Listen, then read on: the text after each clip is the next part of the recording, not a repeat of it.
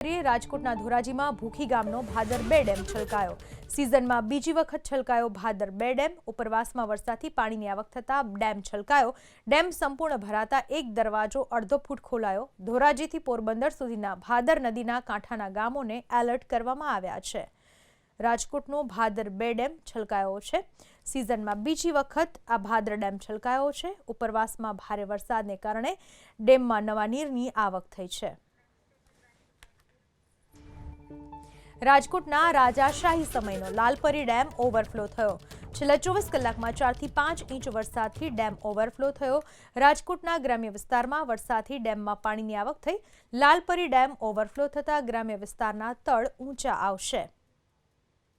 સિઝનમાં બીજી વખત છલકાયો ભાદર 2 ડેમ। ઉપરવાસમાં વરસાદથી પાણીની આવક થતા ડેમ છલકાયો।